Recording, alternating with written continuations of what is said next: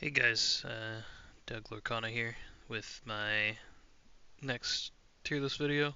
The one that's going to be covering all the Amethyst cards in uh, Reign of Jafar set 8. And we got them all up here. And we'll be covering, we'll be just be throwing them in with the Amber cards just to see how they match up together. There's going to be, maybe there's going to be some colors that have no S tier, some that have more than others, etc. Just, it'll be easy to kind of compare it across colors, see which colors got a lot of help, which colors didn't, etc., etc. And then I think after I do all of the colors, I'm gonna do a post video kind of covering my overall thoughts of the entire set as a whole, which cards I think would be a good investment to buy singles of, etc. Winning color combos, etc., etc. But yeah, without further ado, I'll just get right into it. Starting off with, actually, these are gonna have to scale up. There we go. All right, starting off with Elsa, Fierce Protector. This is a Blurple Machine card here. Played on curve, 3/4 body, not bad on 4. Choose and discard a card, exert chosen opposing character. So you can do this on the turn you play it for 5 and discard. Biggest problem is making sure that your hand is healthy enough. But this is kind of what Blurple's been missing, a good 2-for-1 card. Like, you can play this, pay an extra 2 for 6, discard 2 cards, exert 2 characters, kind of thing. Like, you can also discard Popsicles and recur them with Tamatoas, things like that. So, it's pretty good. It's not quite S tier. I'm going to put it A tier, though, at minimum. I think it's pretty good. Mostly just because it doesn't, like, the benefit of it just doesn't cover the drawback of discarding the card. I think we're gonna get to. I'm just gonna skip right ahead to Monstro though, which is kind of annoying that we're gonna do 2 big Blurple cards in a row, but I think it's relevant to the current discussion where Monstro, Infamous Whale, 8 cost, 6/8 rush, and you can choose and discard a card to ready this character. And he can't quest for the rest of the turn. Like, this thing, you can do infinitely, no matter how many cards you need to challenge. This is really strong. Like, compared to, like, just comparing these two, Monstro goes in and he can wipe a board, right? Elsa can make 1 card wipe a board, but what's gonna wipe? Monstro does it himself. The issue is, obviously, Monstro can't exert. You could say put Elsa with Monstro, but then your hand's gonna be empty. I'm gonna say Monstro is S tier, honestly. But the main thing is you gotta make sure you're drawing enough cards to actually benefit from him. Like, make sure you're playing Finders Keepers, make sure you're playing a lot of all of your friends, you're being efficient, not inking those cards. Maybe 4 Tamatoas, maybe bring back rabbits, etc. You gotta have cards in hand for Monstro. But yeah, like, this is exactly what Blurple's been missing. This guy can come in with Rush, take out a card, discard a card, ready him, take out another card. It's just exactly what Blurple's been missing. Elsa accomplishes something similar, except she's not actually removing the cards. But she's still, I'd say, she's like a light version of Fifth Spirit. Sorry, not Fifth Spirit. Spirit of Winter. Elsa, set 1 legendary.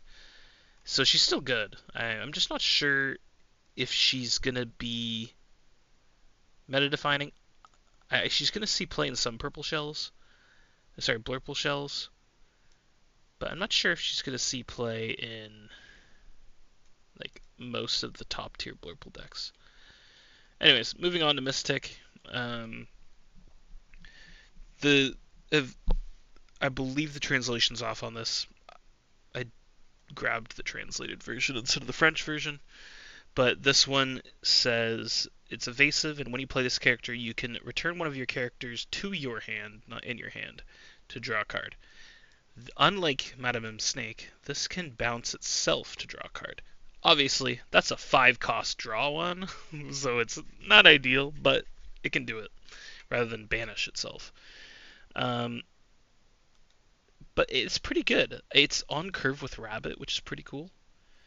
So that turns into a draw 2 when you play this character, and then you have an evasive 3/3 for 2 lore. I think it's good. I think it's gonna. I think it'll see play. But its uninkability makes it a bit rough. It's somewhere between A and B, I think. But I'm gonna be a little generous and give it an A. I think it's good, especially in an evasive shell. It's also pretty good with Genie, things like that. Yeah. And speaking of Madamim earlier, here's Madamim Rhino. It's a shift 2 and has the typical Madamim bounce effect. But I think the main problem with this one is you need your 1-drop to survive. Or you can turn 1 1-drop, turn 2 Snake, turn 3 1-drop Rhino. I don't know. I mean it's playable. I think it's playable, not will see play guaranteed. It's an uninkable. I think if it was inkable, I'd consider it a will see play, but yeah, it's a good card. It's not bad. It's just the fact that it's uninkable that I'm not super thrilled about. And then we've got a shift target for that Madamim for the set, a vanilla 4/3/3. Because it's a Madamim, I could make it C tier having potential, but realistically there's better shift targets, so it's going to go into the D section. Here's another blurple card, Kuzco. I'm calling him blurple even though he has a green-purple shift target because the only scenario I ever see this seeing play in is in blurple, because it is a bounce for on curve post ramp with blurple. But honestly, I don't even think it sees play in blurple. The stat line is just not worth it. I'd rather just play Obscurosphere, I think it is. I don't whatever the purple 1-drop sphere item is for the sphere line, because at least that can be recurred with Tamatoa. This one, I don't know. It's a 1/3. The stats have to be better. Maybe if there was a blurple shift target, but no. I'm gonna throw it into D tier. And we move on to the Kuzco Floodborn of the set. He has a very solid shift target on turn 2 in purple from Rise of Floodborn, if you're not familiar. 1/2, draw a card when banished, 2 cost. This shifts for 4. When you play this character, each opponent chooses one of their characters, puts that card in the bottom of their deck, and then each opponent may draw a card. This is pretty solid. It's an expensive card on its own, but honestly, this is like... Oh no, each opponent chooses.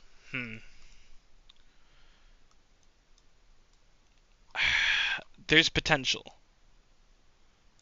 The issue I'm having is, like, I'd rather just play Mother Knows Best. Yeah, I know Mother Knows Best is...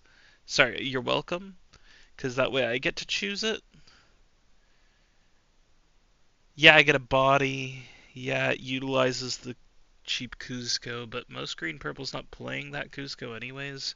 And this isn't enough to make you want to play that Kuzco, I don't think. Yeah, maybe post-set rotation, it'll see some play. That's why I'm going to throw into has potential. Oops, I should probably be organizing these by color. There we go. Next, we have Jiminy Cricket. This is it's a French card. It's actually evasive, and when this character is exerted, characters with rush enter play exerted. I mean, good anti-Maui Hero to All card, good anti-Fox card, good anti-Elsa 5th Spirit card. But it's a 1/1. I mean, is it playable? I don't think so. I think it's C tier. It has potential. Like maybe, nah, I'm gonna throw it D tier. It's way too much of a stretch. I'm being way too generous. Like in a very rush heavy meta, it could work out, but yeah, we are in kind of a rush meta with Fox and Heardall, but it's not like a problem, especially for purple because they have access to it. Is that opposing characters with rush? Yeah, it's only opposing. That's relevant. And then we have an action, they never come back. Two chosen characters can't ready at the start of their next turn, draw a card. This is a targeting action, so it kills illusions and draws. Can't ready at the start of their next turn, two characters. This is pretty strong into Steel Song, I'd say.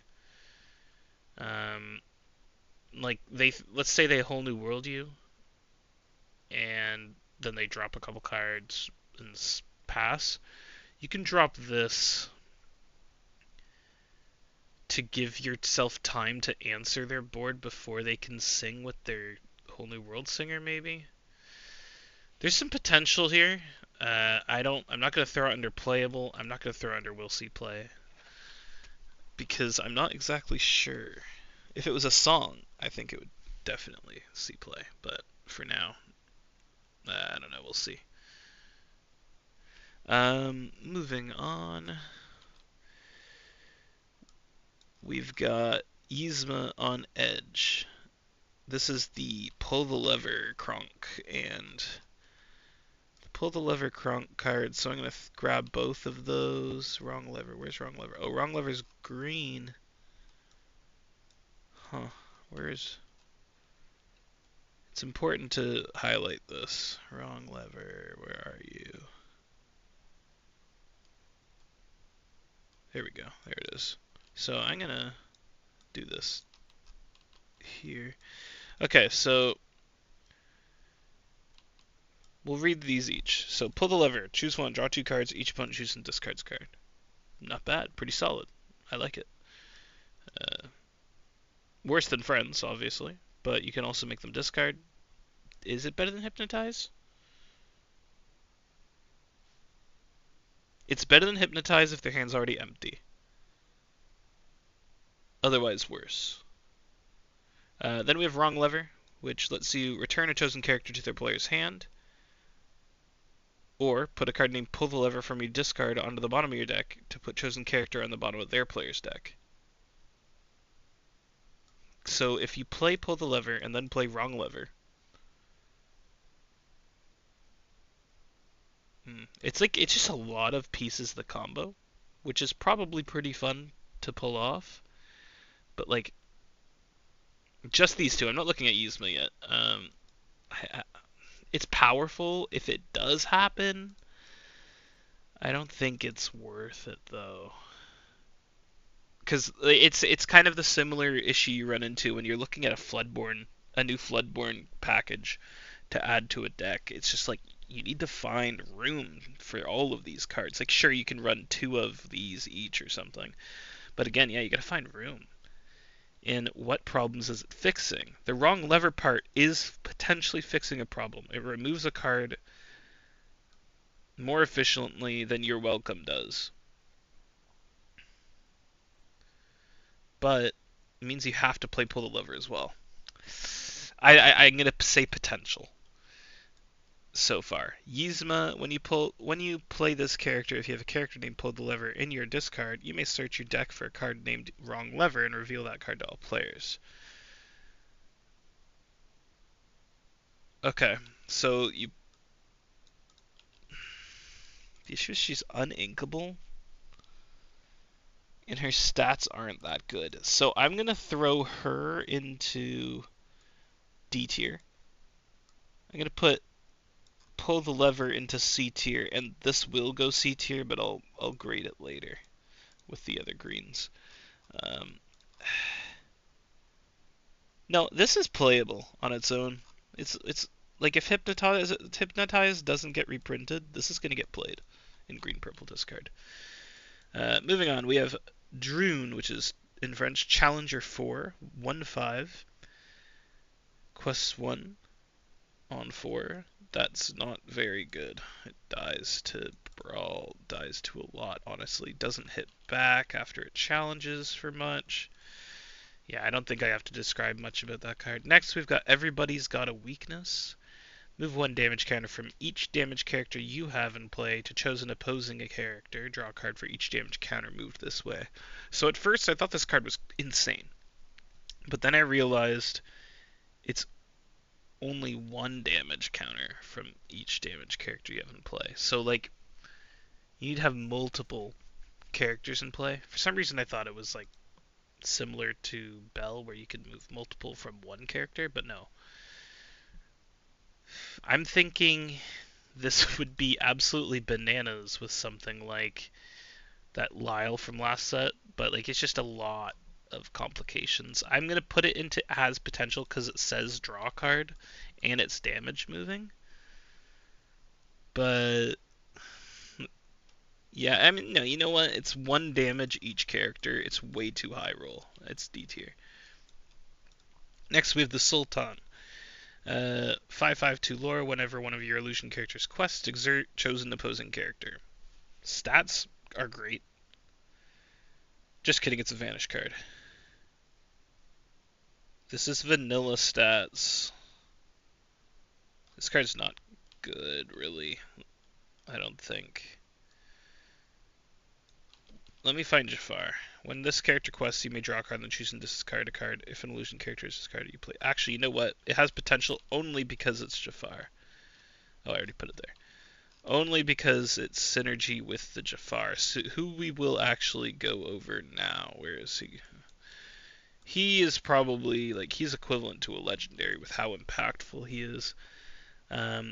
He quests for 3, a 4/4 on 5. That's pretty vanilla statted. He's a king, villain, sorcerer. Those are decent traits. When this character quests, you draw a card, then choose and discard a card. If you discard an illusion character, you can play that character for free. That's just so good to me. There's so many solid illusions. Like, you're looking at Cobra, you're looking at... there's just so many good illusions. Iago. I'm thinking this is A tier. I think it's going to see play. Moving on, we have Into the Unknown. This is exerted character, let it go. So it's cheaper. It's limited to Blurple. This card would be S tier if it wasn't limited to Blurple. Limited to Blurple, it's A tier. I wish it was a little more powerful, and they made it 4 cost because 3 cost. Yeah, you can sing it with turn 1 Bell. The item banish Bell. It's good. I mean, just let it go. But you're not really playing Let It Go in Blurple anyways, so I'm gonna throw it into playable actually. Next we have Blue Fairy, evasive and support, decent combo, 2 cost. This is very good. The issue is Blurple. Like maybe in a Blurple hero based deck? I don't know. Sorry, not hero. Yeah, hero. With the 2 cost on a 1/4 benefits from support pretty well. But like 2/2/2/2 evasive 1 lore is vanilla, and they just gave it support as well. So like it's better than vanilla. So it has potential, but I think only because of how limiting it is. Like it's a 2 cost. That's my issue. In Blurple, which almost always, actually always, the only times you don't do it in Blurple is if you miss. You want to ramp onto. This doesn't ramp. So it has potential mostly because if that kind of play pattern disappears, this could be good. Moving on to Lena Saberwing. It's evasive. It has exert, deal 1 damage to chosen character. This isn't bad. I think this is more of a green steel card than a purple steel, though, honestly. Ping. It's got potential. This is really good in limited. Evasive, 1/3. I don't think it's playable in. Like this is. I want to state this is a constructed modern tier list. Um, Not really talking about infinity format or limited formats like draft or sealed, but I mean I like the card. I don't want to dunk on it. It's definitely not the worst card in the set, but I don't see a world where you play this card. Um, Moving on to Yelena. When you play this character, chosen character gets Challenger 2 this turn. It's a 2/3/2 lore 3, so it's Crab on play, slightly worse. But yes, it dies to Brawl. Yes, it dies to Sisu, but it quests for 2. So this is worse than Crab um, in multiple ways. But compared to the 3/2 Jafar steal from last set, it's the same, just flipped strength toughness, which is pretty relevant. If this was a 3/2, it would die to Storm, but it would dodge Brawl. So it's kind of meta dependent. I think it's playable. It's not better than Crab, though. That's the issue. Yeah. Moving on, we have Royal Guard. This card is kind of similar to Rafiki in my eyes. Because turn 2, you're going to draw on your draw step, because this doesn't have Rush. So it's at minimum a 2/2, right? All you got to do is draw one more card, and then it's a 3/2. Well, it's Challenger. It hits back for 1, so it's slightly better than Rafiki if you do manage. It's more situational than Rafiki, but has a bit more on the return challenge. I'm going to throw it into B tier, personally. Um, Very good and limited, I think. I don't think it has potential. That's the thing. It's playable or unplayable. It's not one of those in betweens. I'm gonna go with. I'm gonna go D tier. I feel like I'd rather just play Rafiki because the one hit back isn't super relevant, at least in this meta. Next we have Ana. Um, Shift 4. I don't think she has any shift targets. Oh no, there's the new 4 cost from last set Ana. That's a decent shift target. Support. I mean, wash. When this character quests, if you have a character named Elsa in play, you may draw a card. Very possible that'll happen, but it's a 3/6/2 lore 6. I don't think it's worth it, so I'm gonna throw it into D tier. Okay, moving on, we have Scarab. 2 cost item, relevant for Bell. Return an illusion character card from your discard to your hand. Never mind, not relevant to Bell. This is pretty good with Jafar. I'm gonna say it has potential. I haven't tested with it, so I have no idea. On first thought, I'm thinking, hey, with Jafar, the new Jafar that I'm talking about, you play a illusion, you discard a card, it's an illusion, and then let's say your illusion banishes. This kind of guarantees you always have an illusion to discard, but it's uninkable, and your Jafar's already uninkable. It's tricky. Next, we move on to Hades. This is a really cool card that I kind of wish Amber Ruby got. When you play this character and whenever he quests, you may deal 2 damage to another chosen character of yours to draw 2 cards. It's really good. It's a draw 2 on 7. I think this is seeing play. For sure, in my opinion. You deal 2 damage to your own character. Yeah, there's a few characters that benefit from that too. I'm not sure if they'll see play. It's just simply the draw 2 cards that I'm thinking.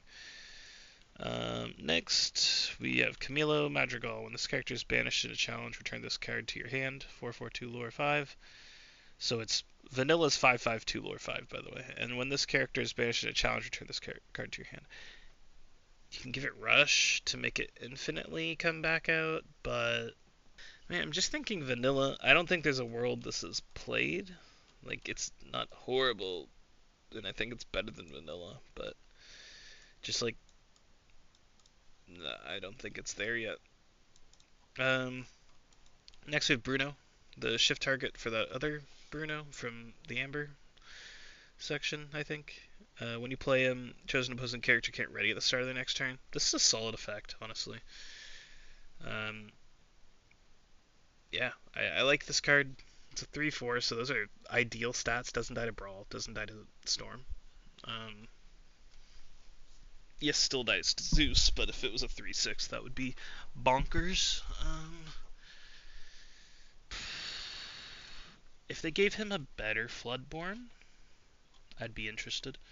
So I'm going to say that he has potential.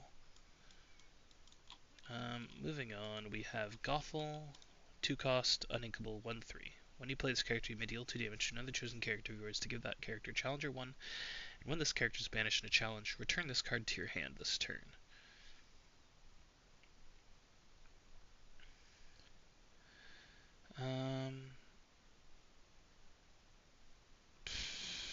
No. I don't think it's really that good. Like, it turns it into card draw. If this was inkable, I think it would be played, but I don't think it's playable with the fact that it's uninkable. Mostly just because, like, I instantly think, oh, sweet, Diablo. Never mind, dies to Diablo, and it doesn't die in a challenge. Okay, so, I'm thinking 1/3s? Yeah, but now my 1/3, it's only Challenger 1, so my 1/3 is going to take out a 2/2 and return to my hand. That's, like, perfect case scenario. And then there's off-curve situations where if you just want to return a card to your hand, but then in that case, wouldn't you just want to play Snake? You know what? Maybe it's got potential. Slight potential. Next, we have Fantastical and Magical. Sing together 9 for each character that sang the song. Draw a card and gain 1 lore. This is a really funny card. Yeah, I like this card. I think it's absolutely hilarious. And I think what's relevant is it Alma? Where are you? Yeah. Once you're during your turn, when one of your or more of your characters sings a song, you can ready them. And it doesn't say they can't quest for the rest of the turn, by the way.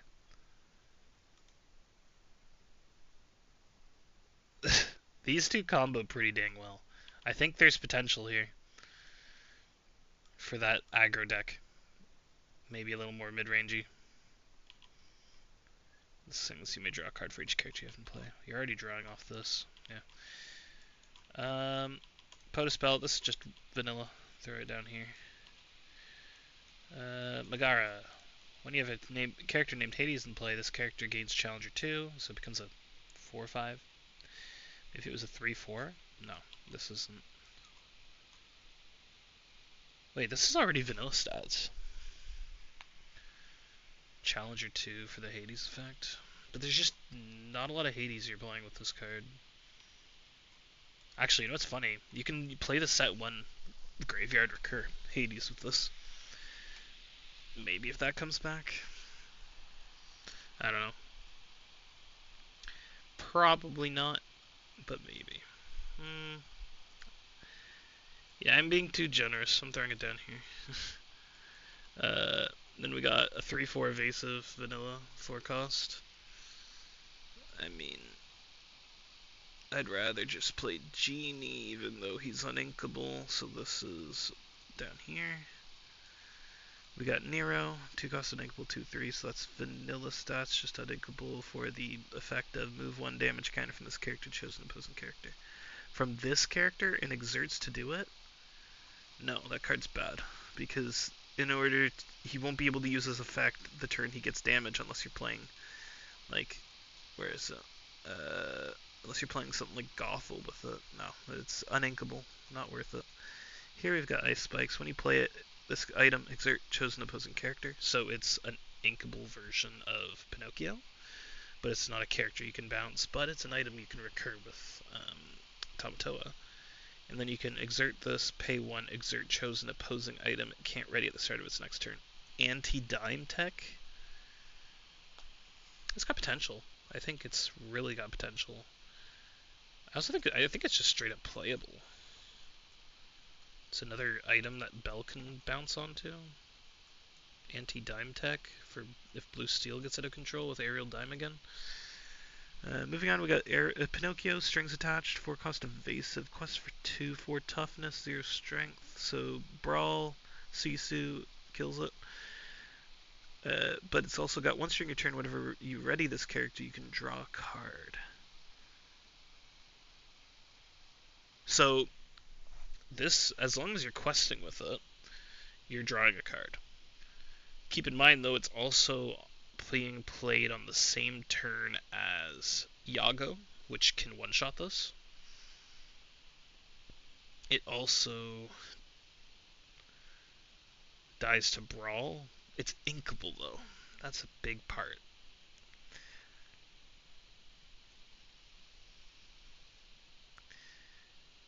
You can also play around with it. It's also one. Never mind. It's 1 string your turn. So it's kind of like a tragic hero effect, as long as you're questing every turn with it. If this didn't say 1 string your turn, I'd consider it playable. I think for now it's got potential. It's very dependent on what gets rotated out in the Ruby removal system. Like if Brawl gets removed, and if... Because like right now there's a lot that kills it. Yago, Small Sisu, Big Sisu, Brawl. Yeah. Also doesn't bite back at all.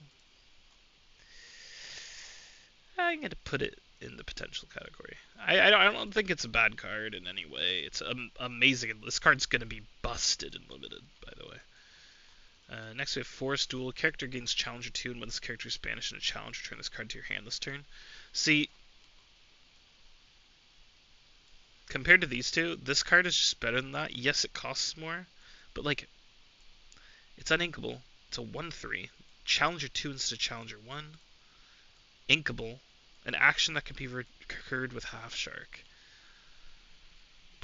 This is better than Gothel, I think. It's just the cost difference. Moving on, we've got Bambi, Little Prince, 1/1/3 lore 3, so that's super aggro. Vanilla would be 2/2 inkable 3 cost. I think Coda is the threshold for that. When you play this character, gain a lore, so that's relevant. I think that alone is relevant. When your opponent plays a character, return this character to your hand. Oh, it's not a may. It's like you have to return it to your hand. I don't think it's good.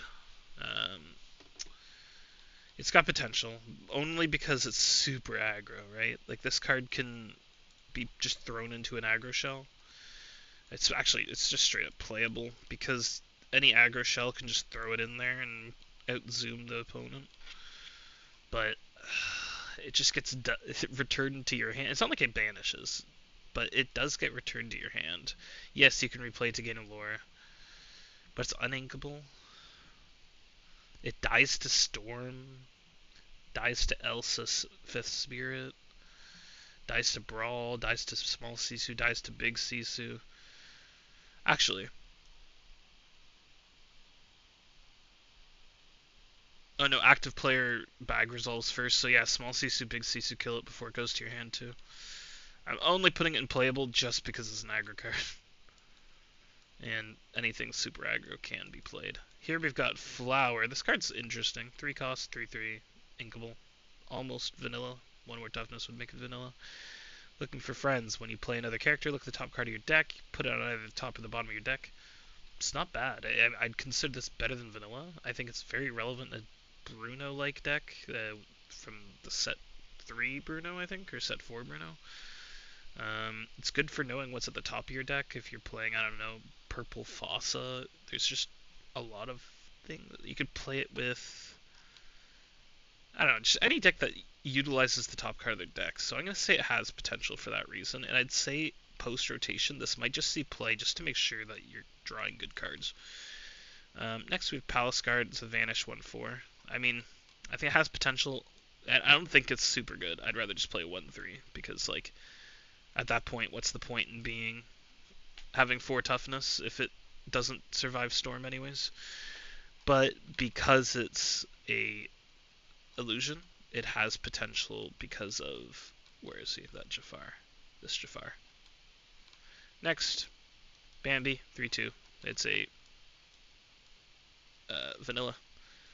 And then we have Madame Medusa. When you play this character, you deal 2 damage to chosen character with yours to return chosen character with cost 2 or less to their player's hand.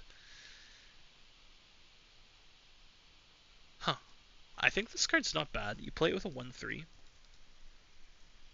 to get a similar to Kit effect. This is cost, not strength, 2 or less. What are we bouncing?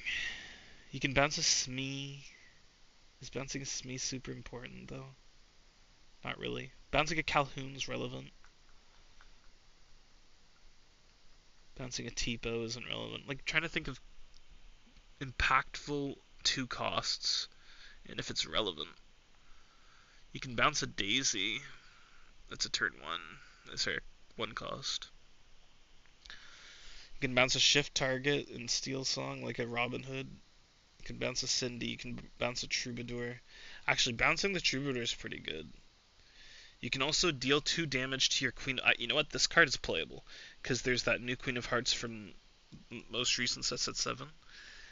So you can damage your Queen of Hearts, bounce a 1 cost, have that Queen of Hearts take out the Troubadour or something, or just something like that. And it's a 3/3, which is good. Good stats on 3. This is playable. I'm not sure if it'll see play, but it's playable. And finally, the final purple card.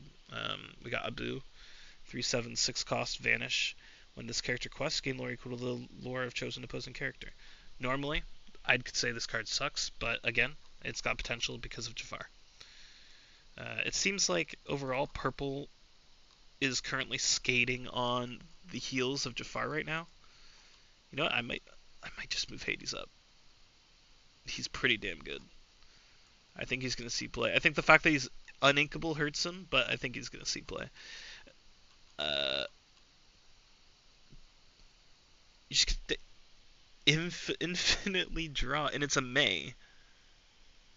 You may. You don't have to do it. You just get to draw 2 cards. It's a good draw engine. It quests for 2, 3, 6. Dodges Zeus, dodges Brawl, dodges.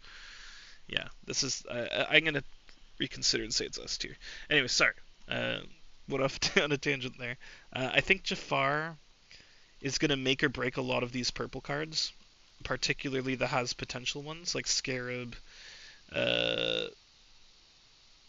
Palscar, Abu, Sultan. Overall, I think that's what's gonna happen. But yeah, there's a lot of decent playable cards. There's Monstro and Hades that are S tier in my eyes. But yeah, hope you guys like this video. I'll cover the green cards next, and yeah, leave any comments on if you think I left any cards out. Tell me what you think of Jafar, if you think Jafar is gonna pop off and just reinvent the wheel kind of thing. Actually, that's not how that saying goes. Anyways, yeah, let me know what you think of Jafar. Let me know what you think of the purple cards and Reign of Jafar, and leave a comment. Like and subscribe as well. Thanks for tuning in.